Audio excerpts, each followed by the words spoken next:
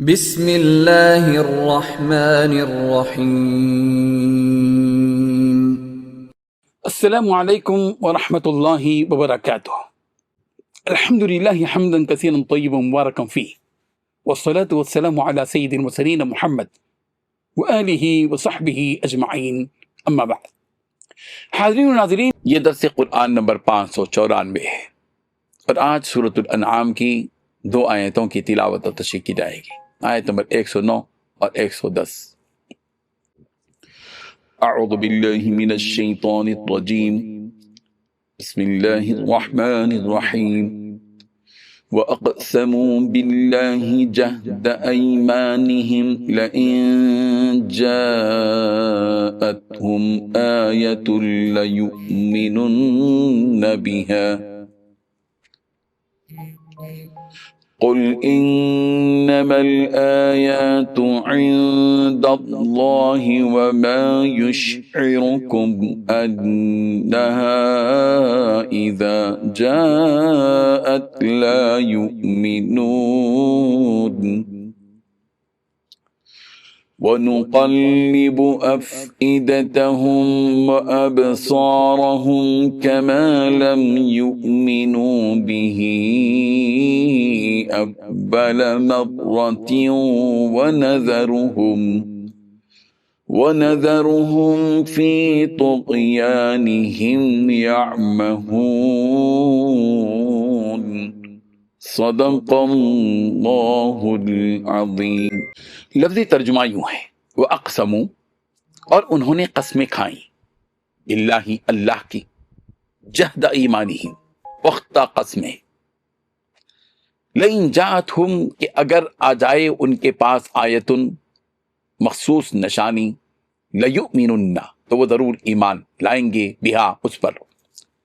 قل، کہہ دیجئے، انما الآیات عند اللہ، نشانیاں تو صرف اللہ کے پاس ہیں، وما یشعرکم، اور کون تمہیں سمجھائے، انہا، یہ بات کہ اذا جاءت، کہ جب وہ نشانی آ جائے گی، لا یؤمنون، وہ ایمان نہیں لائیں گے، ونقلب افئدتہم، اور ہم پھیر دیں گے ان کے دل، وابصارہم، اور ان کی آنکھیں، کما لم یؤمنون، جیسے وہ ایمان نہیں لائے تھے، بھی اس پر، اول مرہ، پہلی مرتبہ، وَنَذَرُهُمْ، اور ہم اگر ان کو چھوڑ دیں گے، فی طغیانہم، ان کی سرکشی میں، یعمہون، سرگرداں پھرتے ہوئے۔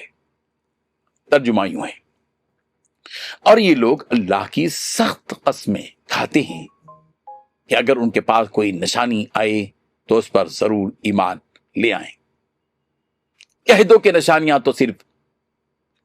تو سب اللہ ہی کے پاس ہیں، اور مومنوں، تمہیں کیا معلوم ہے، یہ تو ایسے بدبخت ہیں کہ ان کے پاس نشانیاں آ بھی جائیں تب بھی ایمان نہ لائیں، اور ہم ان کے دلوں اور آنکھوں کو الٹ دیں گے، تو جیسے یہ اس قرآن پر پہلی دفعہ ایمان نہیں لائے ویسے پھر نہ لائیں گے، اور ہم ان کو چھوڑ دیں گے کہ اپنی سرکشی میں بہکتے رہیں۔ ان 2 آیتوں میں 5 باتیں بتلائی گئی ہیں۔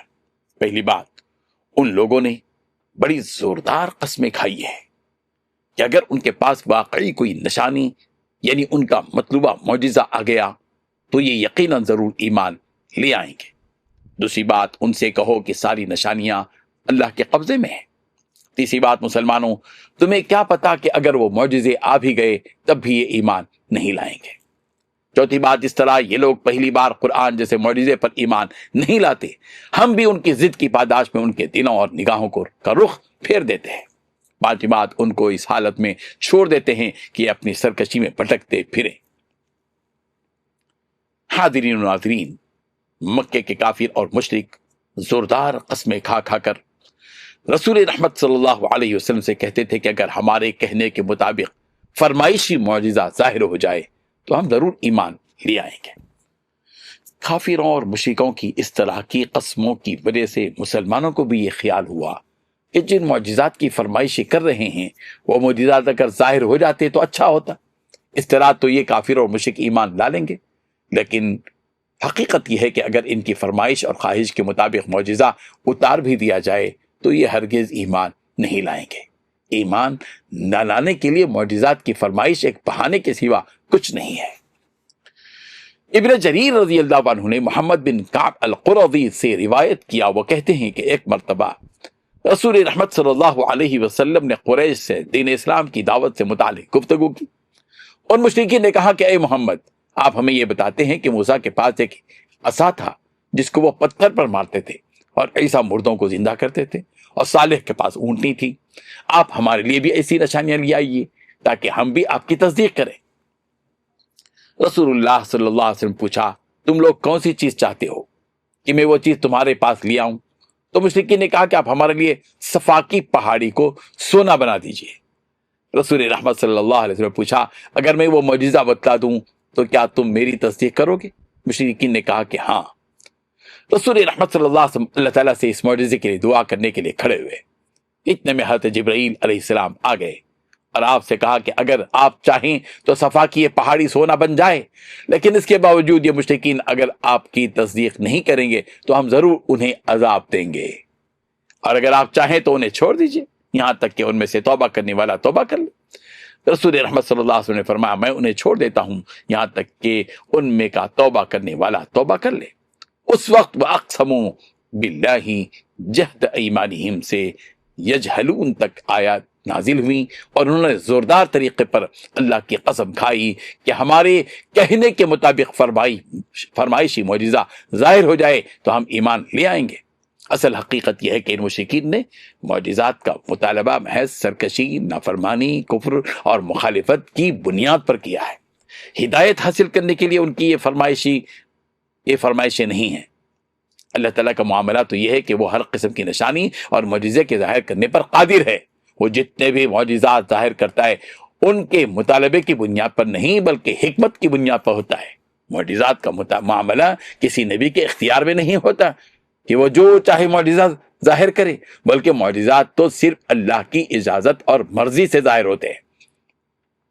سورہ مومن کی آیت نمبر 78 میں یہ حقیقت یوں بیان کی گئی، وَمَا كَانَ لِرَسُولٍ أَن يَأْتِيَ بِآيَةٍ إِلَّا بِإِذْنِ اللَّهِ، اور کسی رسول کا یہ مقدور نہیں کہ کوئی معجزہ اللہ کی اجازت کے بغیر لا سکے۔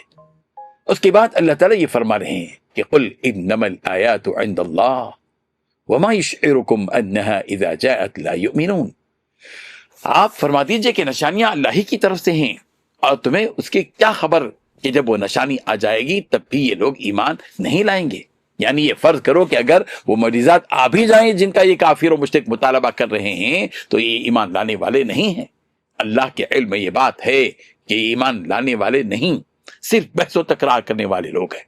تمہیں اس کا علم نہیں ہے کہ یہ معجزات کی ظاہر ہونے کے باوجود ایمان نہیں لائیں گے، مگر ہم کو تو اس کا علم ہے کہ یہ ایمان نہیں لائیں گے۔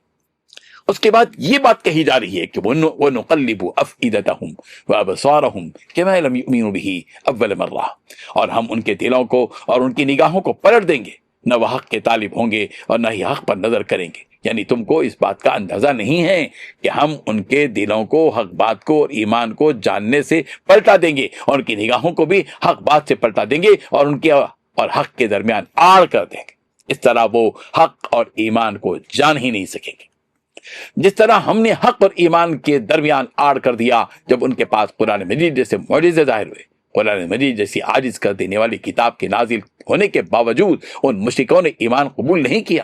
اصل مسئلہ یہ ہے کہ یہ حق بات کو سمجھنے سے منہ موڑے ہوئے، وَنَذَرُهُمْ فِي طُغْيَانِهِمْ يَعْمَهُونَ، اور ہم ان کو اس حال میں چھوڑے رہیں گے کہ وہ اپنی سرکشی میں اندھے بنے رہیں۔